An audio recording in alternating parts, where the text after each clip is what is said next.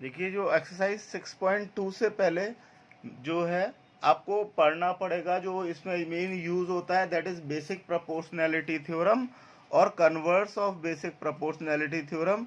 बहुत ही इंपॉर्टेंट होती हैं ये थ्योरम्स, इनके डेरिवेशंस आते हैं। तो पहले आप समझ लीजिए कि बेसिक प्रोपोर्शनैलिटी थ्योरम कैसे प्रूव करेंगे।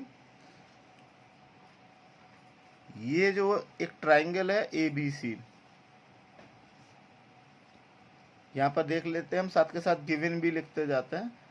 Given in triangle A B सी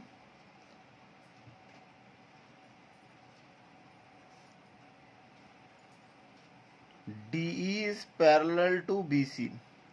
एक ट्राइंगल ABC में अगर एक लाइन DE जो है वो इस BC के पैरेलल है तो आपको ये प्रूव करना होगा कि AD upon DB is equals to AE upon EC।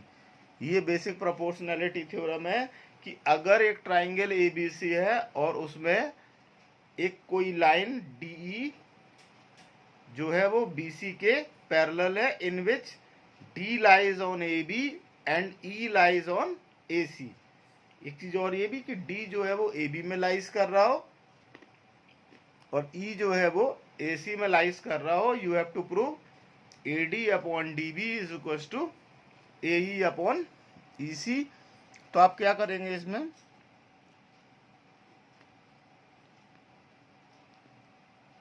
सबसे पहले हमें कंस्ट्रक्शन करनी पड़ेगी।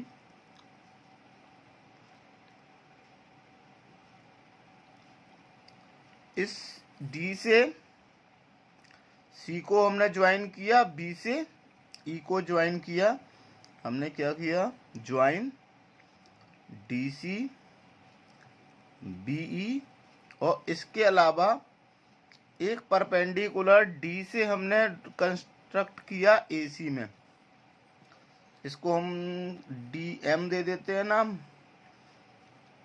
DM परपेंडिकुलर ऑन AC, और एक इससे E से N में परपेंडिकुलर ऑन AB। एक्चुअल में ये पूरी साइड में है तो ये इसमें भी परपेंडिकुलर ही कहलाएगा। हालांकि ये इतना आपने कंस्ट्रक्शन किया कि इस D से C को ज्वाइन किया, B से E को ज्वाइन किया, इससे एक इसमें परपेंडिकुलर ड्रॉ किया और एक इससे इसमें परपेंडिकुलर ड्रॉ किया। अब चलिए अब थ्योरम हम सॉल्व करना स्टार्ट कर देते हैं। देखिए अब क्या करेंगे, सबसे पहले हम ले इन ट्राइंगल ADE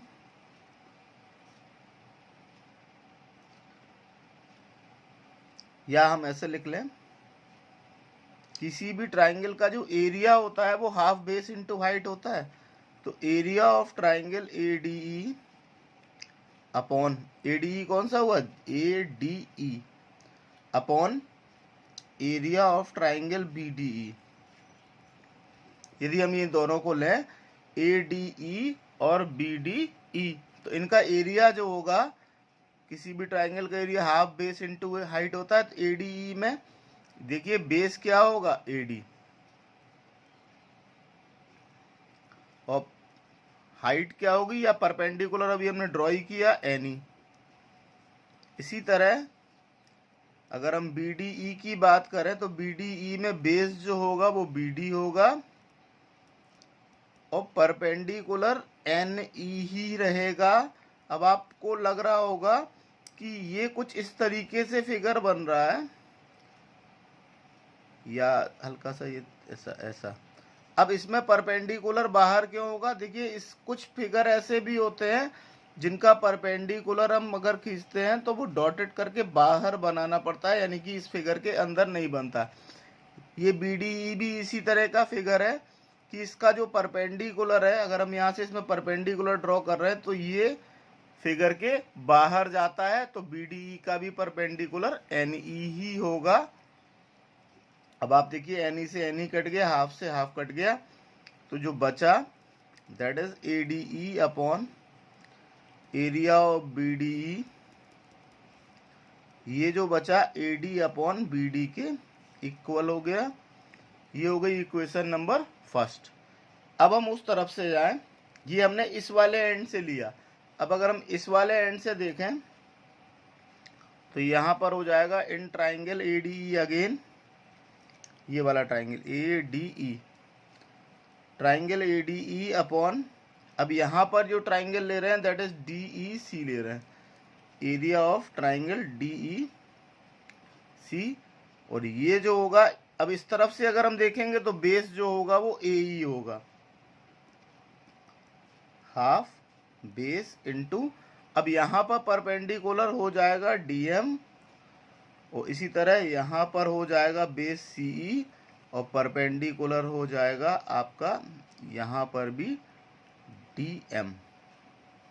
तो हाफ से हाफ गया, DM से DM गया, तो यहाँ पर बचेगा area of ADE upon area of DEC is equals to AE upon CE। ये हो गई इक्वेशन नंबर सेकंड। देखिए हमें प्रूफ जो करना था वो आप देखिए, हमें प्रूफ भी यही करना है, AD upon DB is equals to AE upon EC। देखिए यही करना है ना, AD upon DB is equals to AE upon EC। अब ये दोनों हमारे राइट हैंड साइड में लिखे हैं, ये दोनों इक्वल कब होंगे, जब इनके लेफ्ट हैंड साइड इक्वल होंगे। अब जरा हम लेफ्ट हैंड साइड की तरफ देखें तो ADE और ADE तो इक्वल है, बस नीचे के BDE और DEC में अंतर है। अगर ये दोनों ही एक होते तो ये जब ये लेफ्ट हैंड साइड इक्वल हो जाते तो राइट हैंड साइड तो ऑटोमेटिक इक्वल हो जाते। तो इनको देखते हैं अगर हम, तो अपना फिगर में वापस आए, ये दो लाइन आपकी पैरेलल हैं। क्लास 9th में एक थ्योरम पढ़ी थी, अगर दो लाइन पैरेलल हैं और सेम बेस है तो उन पे बने एरिया, जो इन पे बने जो ट्राइंगल्स हैं उनके एरिया इक्वल होंगे। तो अब अगर आप देखें तो यहाँ पर DE और BC पैरेलल है और DE कॉमन बेस है, तो एरिया ऑफ BDE जो होगा, ये BDE, इसका एरिया ये इक्वल होगा एरिया ऑफ DEC के। ये थ्योरम है triangles on same base and between same parallel are equal in area. Same base और सेम पैरेलल पे बने ट्राइंगल एरिया में इक्वल होंगे। इसको हम मान लेते हैं इक्वेशन नंबर थर्ड। अब आप देखिए ये BDE DEC के इक्वल है, तो इस DEC को हम पुट कर दें area of DEC is equals to area of BDE in second. अब आप देखिए सेकंड क्या हो जाएगी, अगर हम इस DEC की जगह BDE रख दें तो ये हो जाएगी equation ADE upon area of, इस DEC की जगह हम क्या लिख दें, BDE is equals to AE upon CE। इसको अगर हम मान लेते हैं इक्वेशन नंबर फोर्थ। अब आपका लास्ट पार्ट बचा है, बस लास्ट लाइन। अब आप देखिए ADE upon BDE AE upon EC है, और यहाँ पर ADE upon BDE AD upon BD है, और यहाँ पर भी same left hand side AE upon BC है। तो हम बस हम यहाँ लास्ट लाइन में लिखेंगे फ्रॉम 1 एंड 4th, जब ये लेफ्ट हैंड साइड इक्वल है तो उनके राइट हैंड साइड भी इक्वल होंगे, that is AD upon BD is equals to AE upon CE। बस यही हमें प्रूव करना था, यहाँ पर लिख देंगे हेंस प्रूव्ड। तो ये जो होती है वो आपकी बेसिक प्रोपोर्शनैलिटी थ्योरम होती है। अभी मैं एक कन्वर्स इसकी और समझा देता हूँ। कन्वर्स को एग्जामिनेशन में प्रूफ करने को नहीं आता है, कन्वर्स की सिर्फ आपको प्रॉपर्टी आनी चाहिए।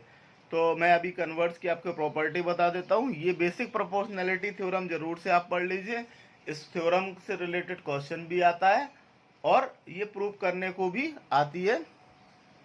देखिए कन्वर्स में क्या होता है, जैसा कि नाम ही है कन्वर्स, इसमें उल्टा होना चाहिए। तो converse of basic proportionality theorem, इसको बीपीटी भी बोलते हैं। तो अभी जो बेसिक प्रोपोर्शनैलिटी थ्योरम थी उसमें आपने देखा था कि अगर एक ट्राइंगल है और एक लाइन DE अगर इसके पैरेलल होती थी तो AD upon DB AE upon EC के इक्वल होता था। यहाँ अपोजिट है कि यहाँ पर कहा जा रहा है कि in triangle ABC AD upon DB अगर आपकी AE अपॉन EC के इक्वल होगी then DE is parallel to BC। ये कन्वर्स होती है, यानी कि उल्टा। जो नॉर्मल थ्योरम थी उसमें कहा जाता है यदि ये दोनों पैरेलल होंगे तो this upon this equals to this upon this होंगे। कन्वर्स में उल्टा कि अगर ये आपके प्रोपोर्शनल है, यानी कि AD upon DB AE upon EC के प्रोपोर्शनल है, तो ये लाइन और ये लाइन पैरेलल होगी। ये कन्वर्स है, इनकी भी प्रॉपर्टीज यूज होती हैं, तो वो भी आप इसको कर लीजिएगा। अगली वीडियो में मैं इनसे रिलेटेड क्वेश्चन समझाऊंगा।